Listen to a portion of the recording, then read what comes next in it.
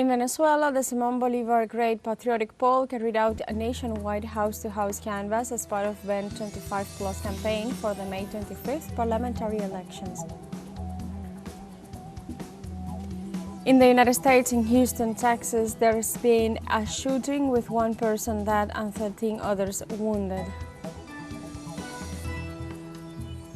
And in the Gaza Strip, Palestinian authorities are on alert given the worsening of the current humanitarian crisis brought on by the blockade imposed by Israel on the enclave. Hello and welcome to From the South. I'm Alejandra Garcia from teleSUR studios in Havana, Cuba. We begin with the news.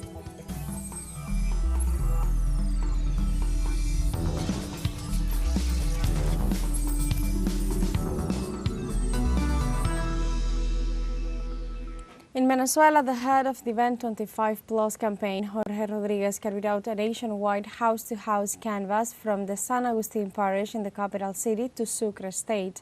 The candidates of the Simón Bolívar Great Patriotic Poll have been interacting directly with the community, making these visits in view of the May 25th parliamentary elections. Rodriguez stressed the importance of building a government of the people, highlighting that direct contact with the communities is the key to advancing concrete solutions for the country. In this sense, he urged citizens to vote on May 25th against fascism, sanctions and the violence perpetrated by the United States against Venezuelan migrants, supported by members of the extreme right wing.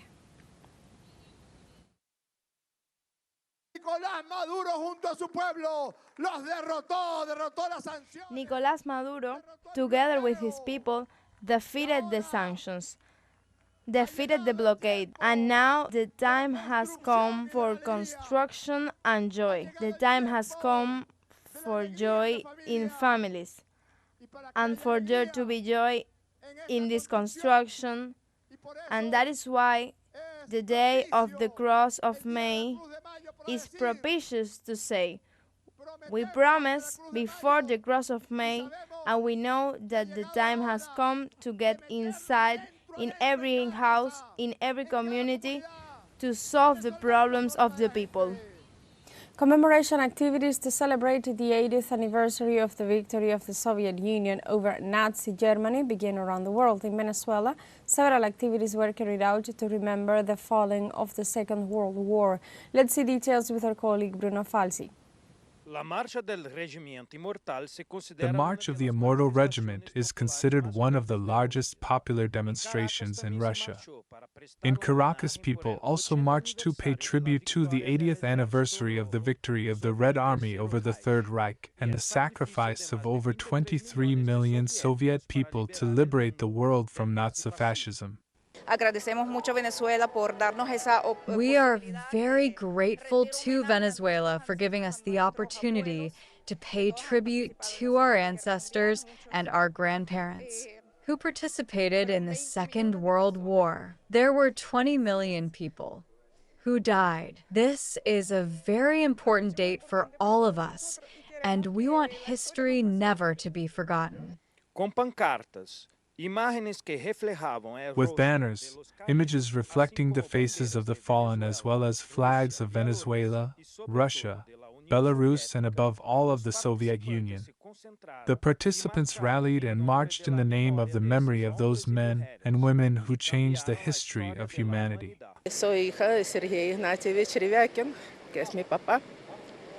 I am daughter of Sergei Ignatievich. He is my dad, who participated in the Second World War. He came out alive. He was fighting in the city of Kerch. He was wounded very badly.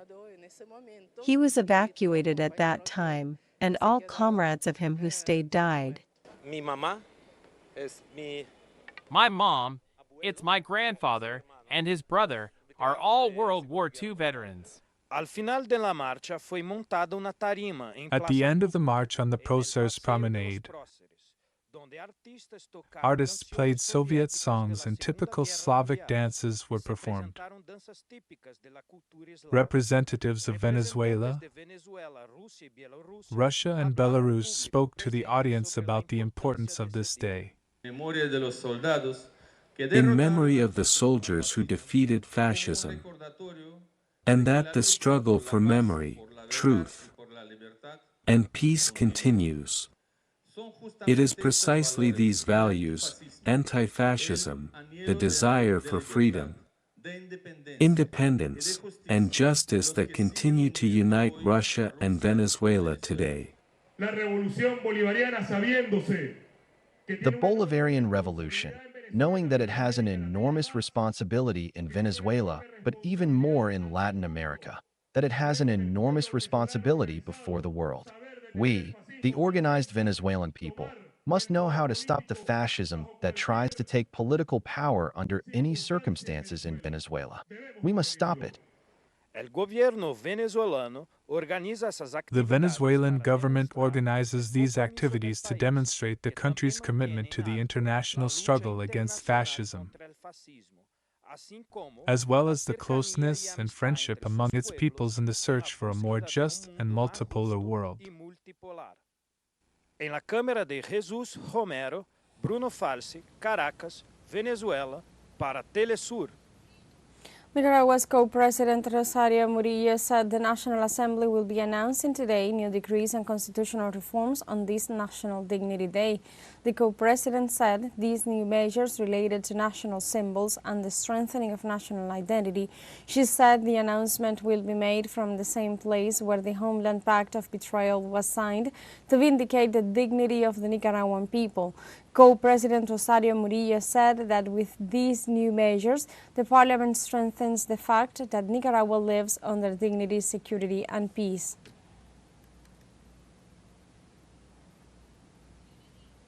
In Peru, 8 people were injured in an ambush by an armed group working for illegal miners in the northern province of Patás. The attack was an attempt to take over the Aracoto camp of the Carabalí mining company when 6 miners, together with 2 policemen, were entering the company's processing plant. The state news agency Andina reported that 6 of the wounded were transferred by helicopter to the city of Trujillo, capital of La Libertad, to a high-complexity hospital. The ambush was preceded last week by the kidnapping by illegal miners and criminals in their service, according to the official vision, who took over an area where artisanal miners were extracting gold.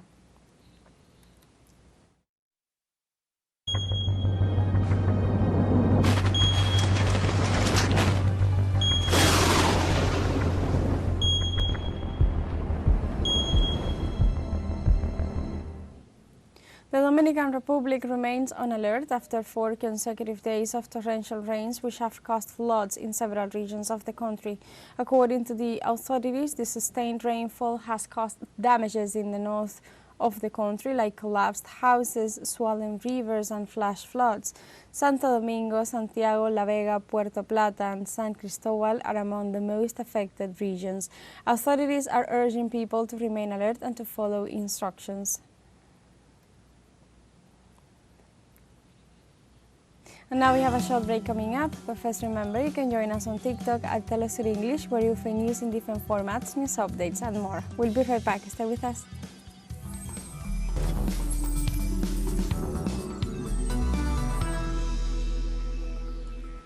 Welcome back to From the South.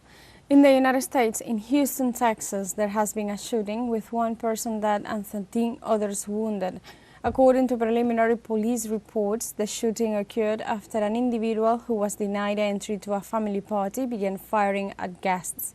In turn, some of the attendees returned fire. Following the altercation, several victims were treated and taken to the nearest hospital, whereas others remain in the custody of the police. It is unknown whether the suspect is among those arrested.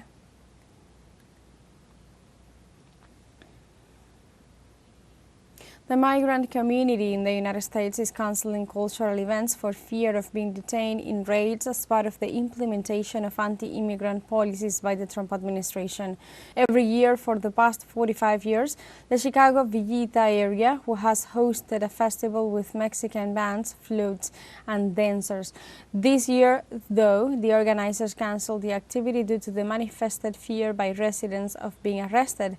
The same fear affecting their daily life, preventing them from attending churches, work, or even taking their children to school.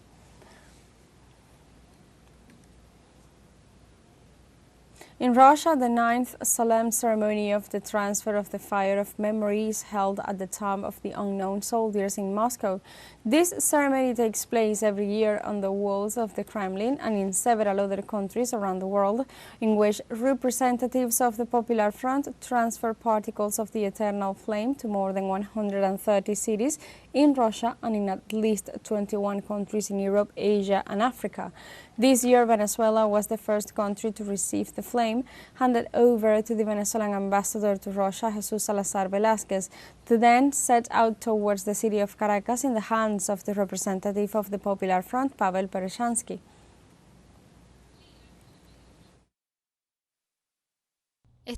We are very happy to have the opportunity to take this fire that is the symbol of the victory of our people, a symbol that unites many people and many families, and to take it to so many different countries with which we have friendly ties, and to tell how our heroes of the past are remembered and honored in Russia. This year I am taking the flame of memory to Venezuela, and I really hope that this piece of the eternal flame will help people to remember their history. And Cuban President Miguel Díaz-Canel arrived on Sunday in St. Petersburg, Russia, as part of the celebrations for the 80th anniversary of Victory Day over fascism, and also to celebrate 65 years of bilateral relations. The Cuban president and his accompanying delegation landed at Pulkov Airport, where they were met by St. Petersburg Governor Alexander Beglo, along with officials from the Russian Foreign Ministry, among other Russian authorities. On this official visit, Cuban President Miguel Díaz-Canel will be visiting important scientific institutions related to biotechnology, energy and artificial intelligence. The Russian government has proposed a 72-hour humanitarian truce to test Kyiv's willingness to maintain peace in the border region. Presidential spokesman Dmitry Peskov said that just as the Easter pause, Russia's new initiative during festive days seeks to test Ukraine's readiness to maintain stability in the region. He said the pause would go into effect on the 8th, 9th and 10th of May, with the aim of testing Kyiv's readiness to find ways towards a lasting peace.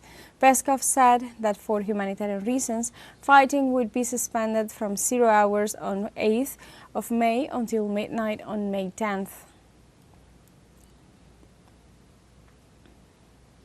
In Russia, Foreign Ministry spokeswoman Maria Zakharova denounced the serious insecurity faced by Russian journalists in the international arena. The Russian Foreign Ministry, through a statement, pointed out that despite the speeches of international organizations, Russian media professionals are victims of repression, harassment and selective assassinations, especially in conflict zones such as Ukraine.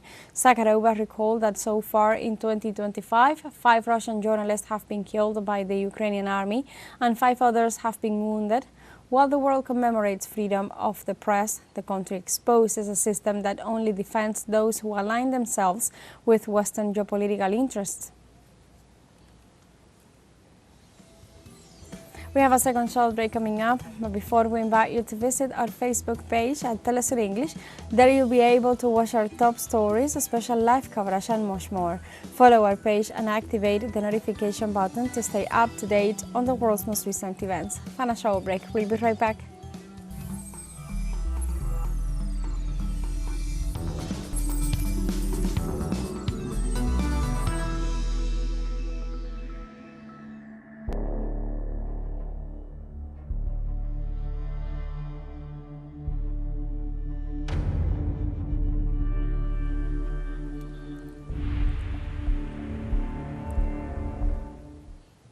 Welcome back to From the South. In the Gaza Strip, Palestinian authorities are on alert given the worsening of the current humanitarian crisis brought on by the blockade imposed by Israel on the enclave. Health authorities have warned about the spread of diseases, infections and death due to malnutrition, especially among children, because of the attacks by the Israeli occupation. They said tens of thousands of children and women must wait in long lines to get some food because of the shortage of essential supplies, as the Tel Aviv regime prevents the replenishment of products by denying entrance to aid sent by international organizations. Israel's expansionist and genocidal plan against the Gaza Strip continues, with another 40 civilians killed over the last 24 hours. Health authorities in Gaza also reported 125 people injured, while more victims remain trapped under the rubble, so the number of dead and wounded could increase. They also denounced the aggressions of Israeli troops against emergency personnel, ambulances and rescue teams, which prevents the care of many of the victims. According to official data from the Gaza Strip Health Ministry, over 52,530 people have been killed and 118,431 wounded since October 7th, 2023. The Israeli Zionist regime called up 60,000 reservists to expand the occupation in Palestine as part of its genocidal and colonialist actions in the Middle East. According to local media reports, most of the reservists will be sent to the Lebanese border, to Syria or to the occupied West Bank, with the purpose of releasing regular combat units for relocation to Gaza. The decision generated strong criticisms from the families of the Israeli hostages held in Gaza, who warned that intensifying the military campaign would only endanger their lives. The families blamed Prime Minister Benjamin Netanyahu for sacrificing the hostages for military objectives instead of trying to rescue them. Operations in Gaza.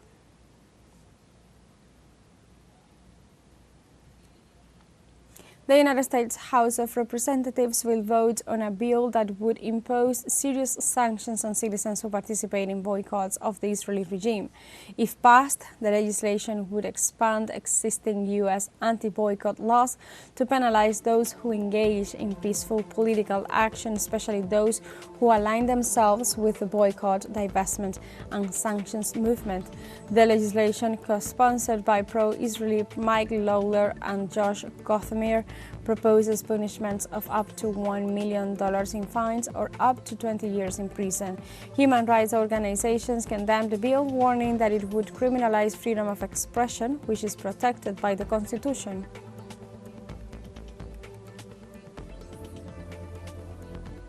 In South Sudan, at least 3 people were killed and 20 others were wounded in a helicopter and drone attack in the Old Fangak and Doctors Without Borders hospital.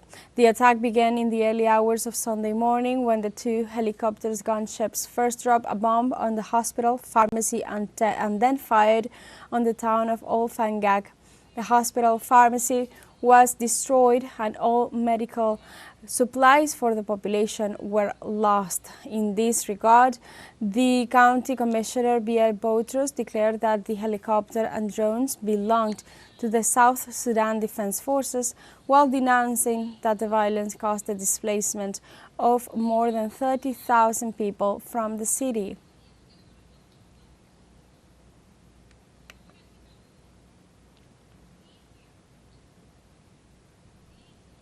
In Singapore, following the general election, the People's Action Party (PAP), which has governed since independence in 1965, won 90% of the seats. According to official data from the official newspaper, The Straits Times, Prime Minister Lawrence Wong won 87 of the 97 parliamentary seats for more than in 2020, while the opposition Workers' Party won 10 seats. These elections were seen more as a plebiscite on the leadership of Wong, a 52-year-old economist who took office in May 2024. This voting differentiated from others in that it was the first time that a candidate from the Lee dynasty, the architect of the radical transformation of the Asian city-state, did not compete. Sri Lanka President Anura Kumara arrived in Vietnam Sunday on an official visit to take part in the United Nations Vesak Day celebrations. He was met in Hanoi by a delegation of the Vietnamese government led by the Foreign Minister and by Ethnic and Religious Affairs Deputy Minister Non Thi Tha. His visit follows an invitation from Vietnamese President Luong Quon. The agenda of President Kumara includes high-level political and cultural meetings, as well as the signing of important agreements to promote binational collaboration.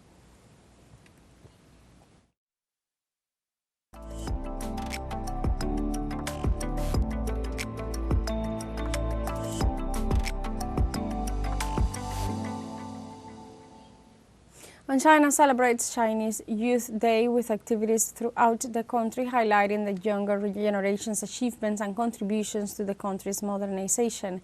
Youth Day, celebrated on May 4th each year in China, commemorates the May 4th movement of 1919, a pivotal moment in Chinese history that sparked a wave of nationalism and cultural awakening among the youth. This day is not just a remembrance of events long past, it symbolizes the collective voice and power of young people in shaping their society. This year, the program recognizes young people's ability to embrace their futures and pursue their dreams.